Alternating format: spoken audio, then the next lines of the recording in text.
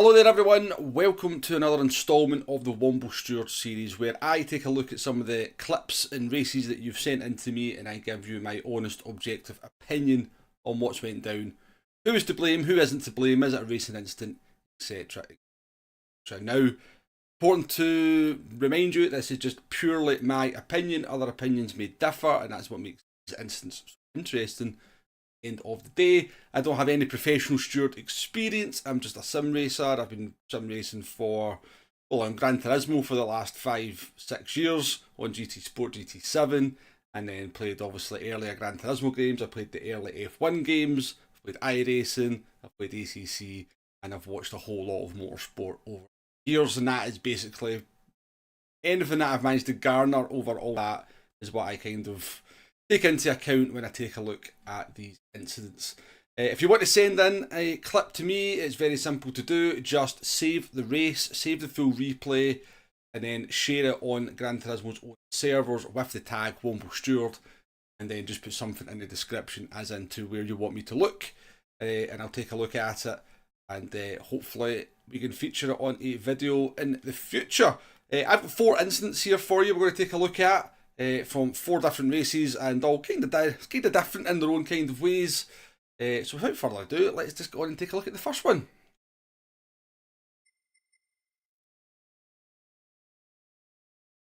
Okay, the first clip sent in here from Kurt Schnippel, friend of the channel, very often in the chat on the live streams as well. And we're at Kyoto Yamagiwa driving park in the Group 4 race, fairly recent daily race C.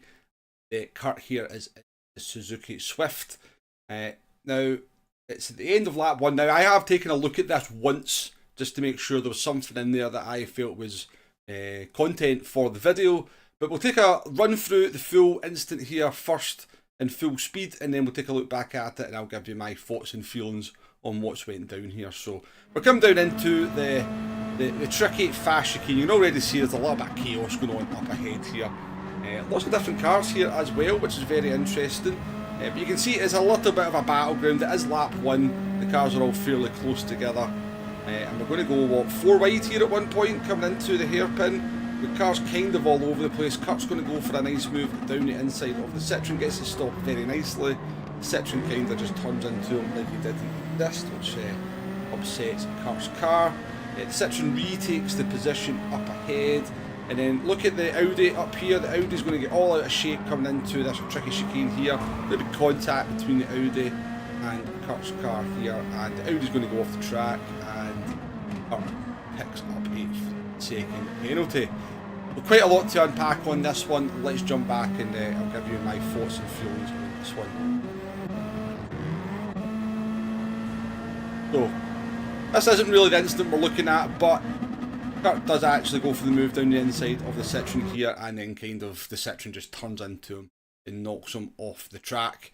As I said, not really the incident we're looking at here, but I think the Citroen is in the wrong here. It's obviously had no awareness that there's a car down the inside of him, and the contact is all on the Citroen there. A classic case. You hear about cars turning in on others all the time, but this is a very classic case where it definitely was the car on the outside turning into the car going for the move. Let's move on to the crux of up here. Now, the first thing I want you to sort of note on this one is the Audi 2 cars ahead of us. So as we come into here, I'll pause it here. I would say this is the first indication we get at this point that the Audi is in a little bit of trouble. You can see his car has taken a little bit of a weird angle to the right hand side, even though it's going into a left hand corner. Now, as a driver, you are kind of obligated when you see an incident unfolding ahead of you to then adjust your driving and cater for that. Now, it's not something you see very often in sim racing. No, very often in sim racing you'll see people just drive straight into the scene of an accident, even though you can quite clearly see stuff unfold in front of them. If you were to do that in real racing, you know, an instant is unfolding in front of you and then you just charge through that instant full throttle without adjusting your line, your speed or anything, then you would probably never race again, to be perfectly honest with you. So this, I think, is the first time we kind of see the Audi is out of shape, but we are quite late into the corner here as well for Kurt to be able to take too much evasive action, and it's a very tricky corner. as it is. So the Audi's going to go wide there, so we definitely know at this point, there's no disputing that Audi is out of shape. That driver's concentrating on one thing at this point. The only thing they're concentrating on is trying to save their car. They're not looking at what's going on around them. The only thing they're trying to do is keep their car on the track. You can see the incident unfold in front of you. You have much more chance of avoiding a contact here than what they do. Doesn't mean they've got carte blanche to do whatever they want when they try and save the car. Got to try and do it in a safe manner, but you know what it's like. You're not looking in your mirrors. You don't know what's alongside you. You're just trying to keep that car on the track, keep it out the wall, stay in the race. As we come to here, I would say Kurt, even he's perfectly followed the line of the Citroen, and he'll be aware that the Audi is on the outside of him. Now, the only small criticism I would give of the Suzuki driver here is we are full throttle at this point. And being full throttle in an FF car, we are going to drift out to the right-hand side and towards the path of the Audi. Very easy to say in hindsight, but at this point I would like to maybe have seen Kurt be off the throttle to maybe just to kind of give that Audi a little bit of chance to recover to the track. The Audi has stayed, pretty much has kind of safely caught the car in probably the best way they can. But the contact's going to be made there. And it's going to set the Audi off the track there, and because the Audi goes off the track, that's why Kurt picks up the second penalty. Now, I'm not saying I wouldn't blame Kurt for this, to be honest with you. I think, as I said, you see the Audi losing the car very late in the corner, and you get a split second to maybe make that adjustment. It's one of those ones where basically it's a racing incident, but it's not really an incident caused by racing. It's an incident caused by a set of circumstances that have kind of went on through the course of the corner, which has resulted in both cars coming together and one car going off. And because the car goes off, Kurt picks up the penalty. I wouldn't really associate any blame to anyone on this one. It is just one of these things that happens in racing. I think that's probably the best way to put it. But very unfortunate to get the 3-second penalty. But we do know if you make contact with another car and that car goes off, then the risk. Yeah, very unlucky for Kurt. But thank you for the clip, Kurt. I appreciate it. Let's move on to the next.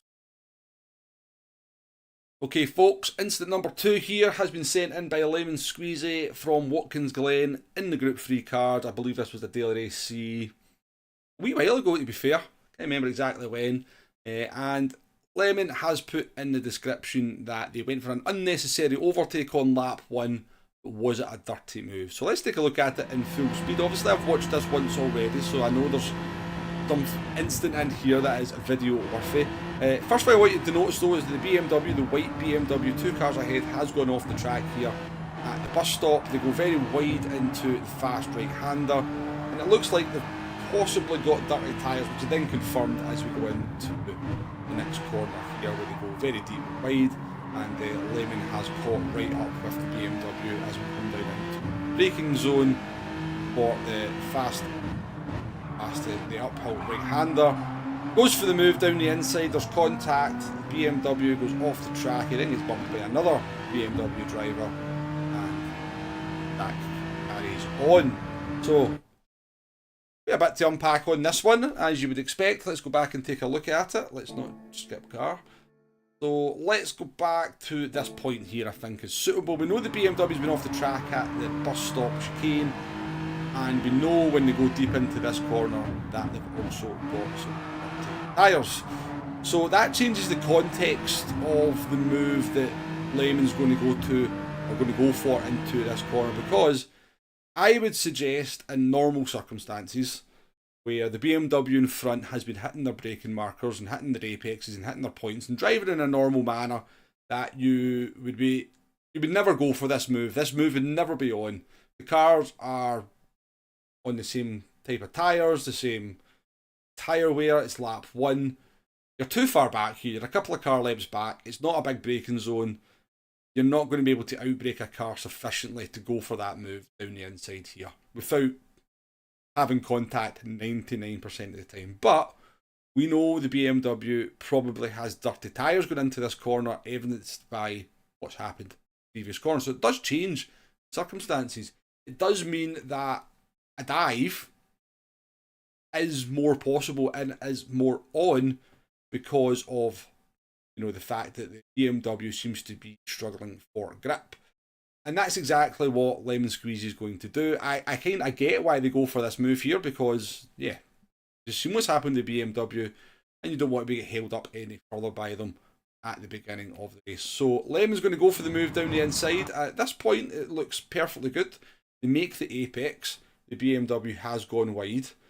The problem, what happens here, is that we get up on this curb, upsets the rear of the car, and then it throws the car off to the left-hand side a little bit. And if we get to the contact with the BMW here, you have to basically say that the BMW has left the car's width on the side.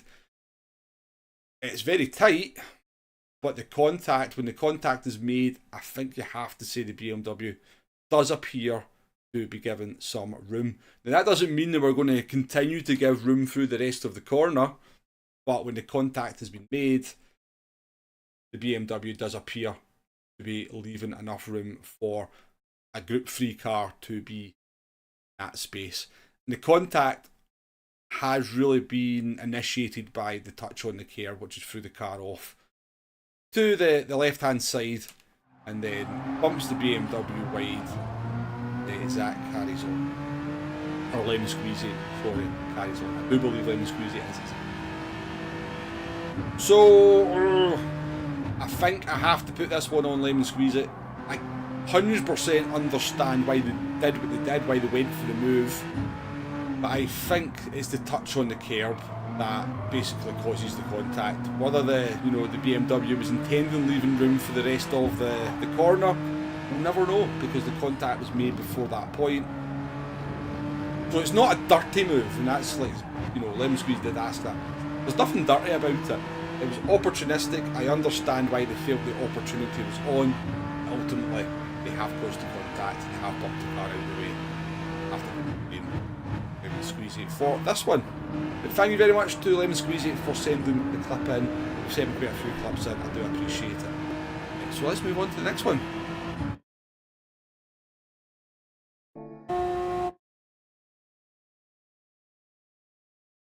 Hey folks, clip number 3 is from this week's daily race seat at Deep Forest Raceway. We are on board with GTSV and they are going to be involved in an incident with the Porsche driver in front, the white Porsche in front, and they want to get my opinion on it. So let's take a look at it in full speed and then we'll what goes on in this one. So the Porsche goes for a move down the inside of their Velo Porsche.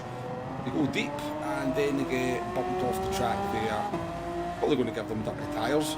GTSV very, very compliantly, very carefully comes completely off the throttle and allows the Porsche to recover. They probably are still struggling with dirty tyres at this point. I'm pretty sure they've got dirty tyres from going off the track there. The rear end of the car does look a little bit tricky.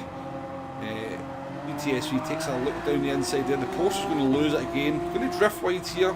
GTSV again, very, very compliant, very respectful in allowing the Porsche to recover. Porsche going to go very deep into the corner onto the back straight, and then they're going to come across the track and they're going to make contact with GTSV. Whoa.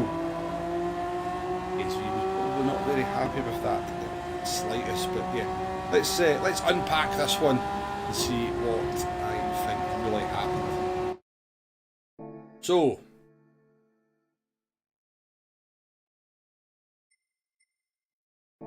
take a look from this. We know the Porsche has gone for a very deep move. They went for a proper send on the Porsche, and then they cut back from the Porsche on the black Porsche there, bumps them off the track, and then gives them dirty tyres. They're probably, let's be honest, they're probably a little bit miffed. They're probably driving a little bit angry at this point. Probably quite upset with what's just happened with them, and they're struggling with dirty tyres as well. I'm pretty certain of that. But GTSV has been very respectful and just trying to let the Porsche driver fully recover from that incident, probably not wanting to lose too much time. coming up into this corner here, obviously, right, so we see the Porsche has gone very, very wide there. GTSV is probably thinking, great, I'll get a run on the straight with this Honda RSX, hopefully get into that P5. But what I think actually happens here is the Porsche just simply loses the back end for about the fourth time over the course of the lap, and it throws him across the track into GTSV. Both then puts him into the barrier, devastating damage. I don't think there was anything deliberate in it. Let's just take a look at it from the Porsche's perspective. I think we'll see from this perspective here that the Porsche just loses the rear end, rather than kind of, yeah, they've just lost the rear end. I'm pretty certain that's all it is. Don't get me wrong, this driver looks like a bit of a, well, certainly having a bit of a disaster lap at this point. And one thing I do want to point out though, I did kind of look at the lap times and went, why has this driver done two 131s when they're doing 127s? So let's not completely let them away scot-free, because I did sort of go back and go, oh, find it. Oh, I'm not looking at the right. Like, wow. I did notice this. Where's it going? Where's it going?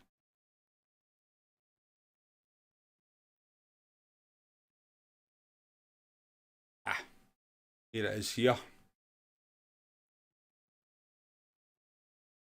Yes, this is it. This is it here.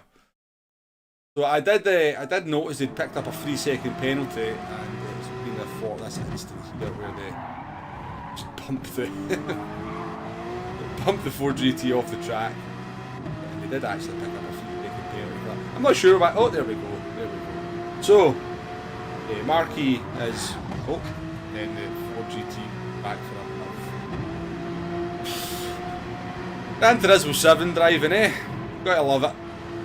But yes, GTSV, you were very unlucky there. I don't think the Porsche driver deliberately took you out, but they look a bit of a menace to be around on the track, let's put it that way. You're just another victim, I would say, of their somewhat erratic, inconsistent driving. But yeah, that's pretty much it for this one. Let's move on to clip number 4.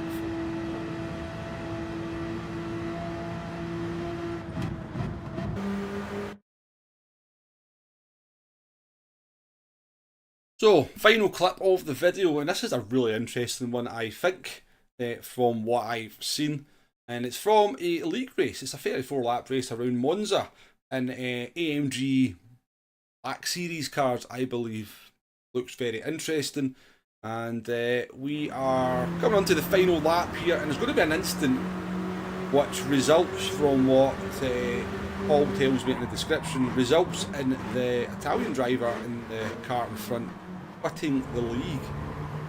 Now, one thing I do want to note here is that we have Paul and we have Hastings here on Sports Soft Tyres, and we have the Italian driver on Sports Mediums.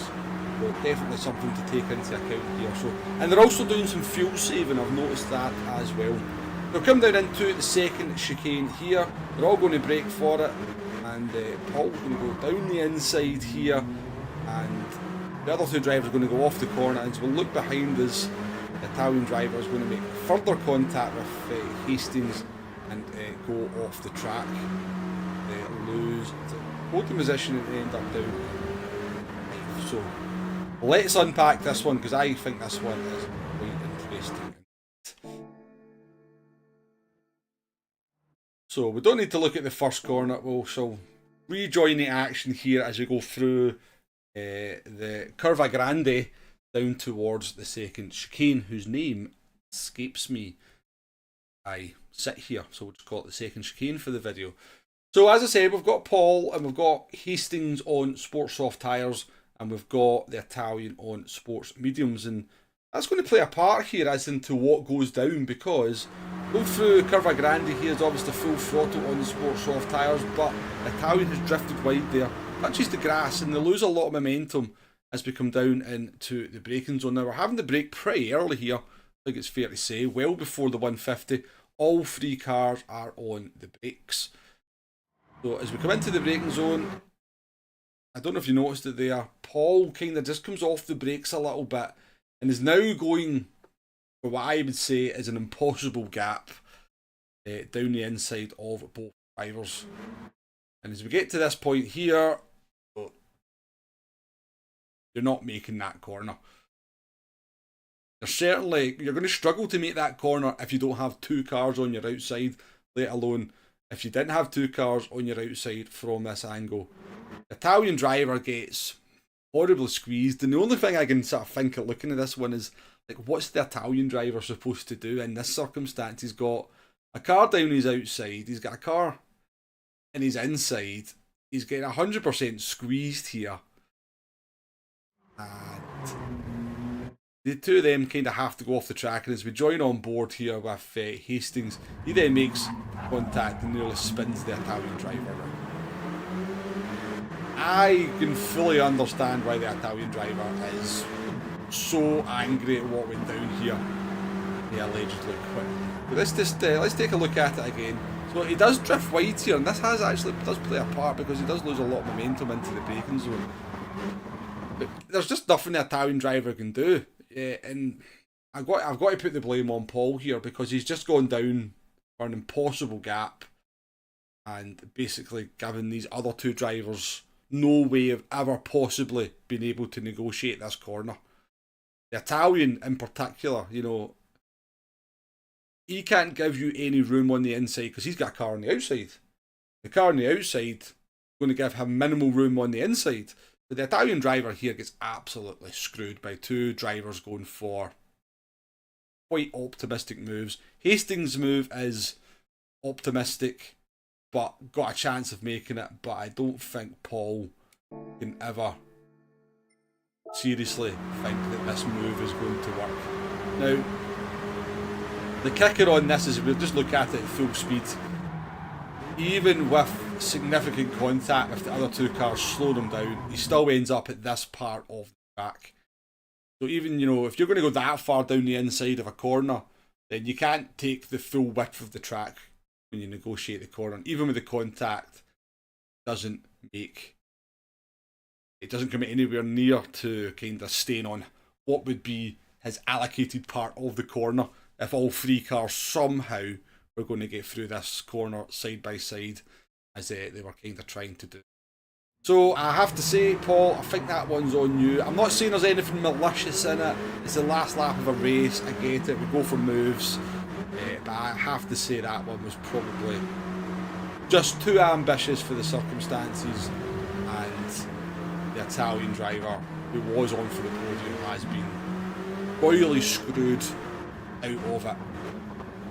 And yeah, it's felt emotional enough to then want to quickly. I don't know the full circumstances of that, but yeah, I'd be pissed off. I'd be peeved off if I was the Italian driver in that circumstance. I have to go like that. But yeah, I thought that was an interesting one. I don't think there's anything bad there. I don't think there's anything bad in it. Italian driver with dirty tyres now. He's losing another position. No, that's a lap car. Yeah, I think, Paul, you become the stewards, you'll be getting a 10-15 second penalty for your actions. But as I say, I don't think it was malicious. I don't think it was anything bad. I think it was racing gone wrong. That's what racing sometimes goes. Moves sometimes. That's my thoughts on that one, folks. Thank you very much for joining me. It's quite a long video, this one. I like to get quite deep into the analysis of what we're looking at, and as I always want to stress, this is purely my opinion on what's went down. Other people will see things differently, and that's the way it should be.